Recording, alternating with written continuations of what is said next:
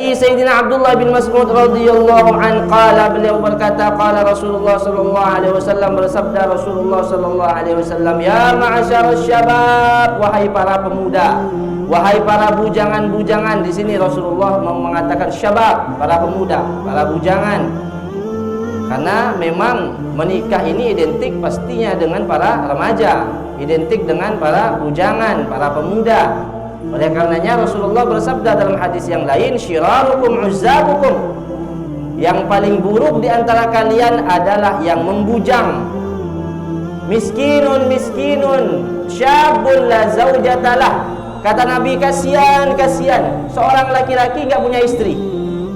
Di sini Nabi SAW mengatakan, mengapa kok syirarukum, paling jeleknya adalah bujangan?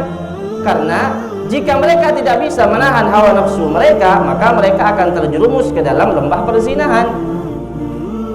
Di sini juga Rasulullah mengatakan, kasihan seorang pemuda yang enggak punya suami atau enggak punya istri. Perempuan enggak punya istri atau laki-laki enggak punya, perempuan enggak punya suami atau laki-laki enggak punya istri. Ini yang paling kasihan.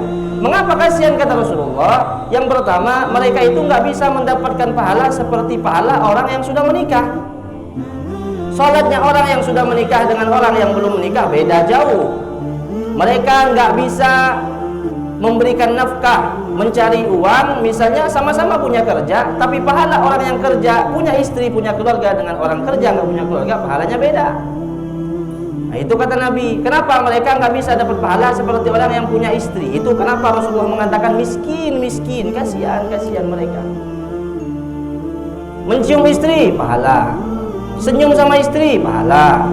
Berbuat baik sama istri, pahala. Bujang, mau ngasih duit sama siapa? Mau megang tangan siapa? Paling betul guling yang kelon sampai Abu Jahil. Ya, kalau suami meluk istri dapat pahala. Istri nyium suami dapat pahala. Dikit-dikit pahala. Makanya Nabi mengatakan kasihan. Pokoknya kasihan. Nabi sampai ngulang 2 kali. Miskinun. Kasihan. Oleh karenanya menikah. Ustaz, saya mau niru Imam Nawawi sampai wafat nggak menikah. Mau niru Imam Nawawi, tiru ilmunya Imam Nawawi, jangan tiru nggak nikahnya Imam Nawawi. Kenapa Imam Nawawi nggak nikah? Karena beliau sibuk dengan ilmunya, dan Imam Nawawi pandai menjaga mata. Nggak mungkin Imam Nawawi melihat maksiat, mohon kita lihat yang mulus-mulus dikit tak ketep. Imam Nawawi menundukkan pandangannya sehingga syahwat nggak akan naik, karena beliau sibuk mengajar, sibuk mengarang kitab, sibuk menyebarkan ilmu, sibuk berdakwah.